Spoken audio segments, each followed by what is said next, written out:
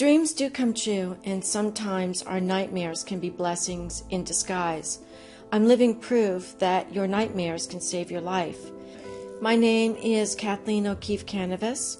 I'm a 3-time breast cancer survivor, and my intuition and physician within saved my life. My story is interesting and inspiring to many, but I am certain that it's not uncommon. My journey began one fall day following a recurring nightmare that turned out to be a prophetic dream. It was the very first time that an experience, a message in a dream, helped save my life, and I soon learned that when I paid attention to it closely, it wouldn't be the last. My doctor and I were very close, and I had gone in for my yearly checkup, mammogram, blood test, regular physical. And he told me I was healthy and to go home. And that night I had a nightmare. And in the nightmare, my guides came into my dream. I saw a monk, and he was dressed like a Franciscan monk with the brown hooded robe, the rope belt, and the little leather sandals. And he stepped through my dream, and he said, "Come with me, we have something to tell you." He said, "You have breast cancer." And there were a couple of other monks standing in there as well. And they said, "You have breast cancer, it's right here." And they took my hand and they put it on my breast. And they said, "This is where it is. Can you feel it?"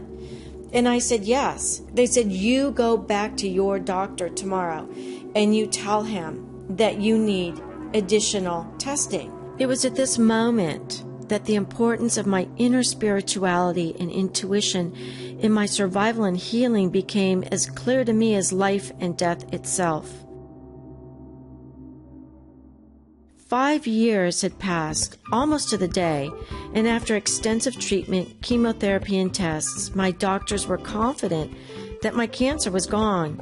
It was a message I was so glad to get, but was soon overshadowed with doubt by a strong premonition, an experience that I couldn't ignore. It was another prophetic nightmare.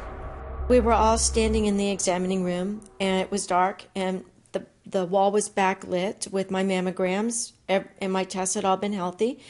And the doctor said, "You're healthy, Mrs. Canavas. Go home. Congratulations. You've hit the 5-year mark."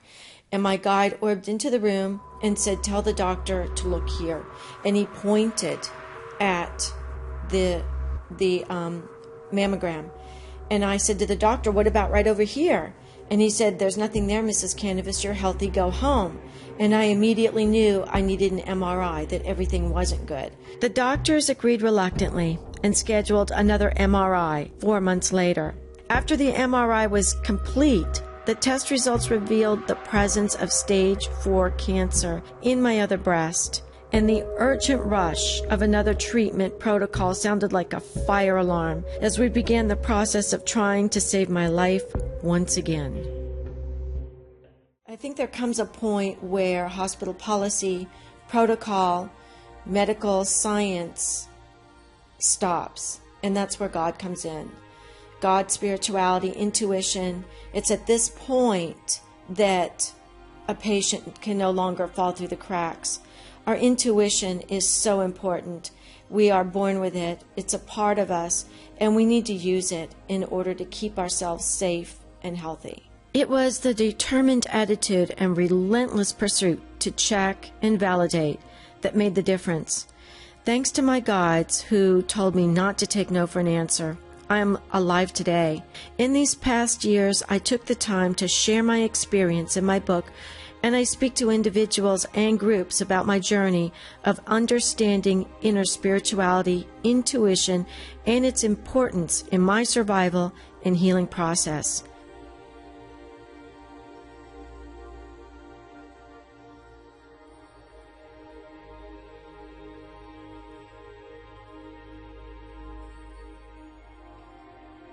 It's time to stop ignoring ourselves and discover our inner voices. I believe we are all born with spirit guides or guardian angels, call them what you will. By searching within ourselves through dreams, meditation, or prayer, we will find our own set of answers to any challenge or questions. Remember, we are never alone.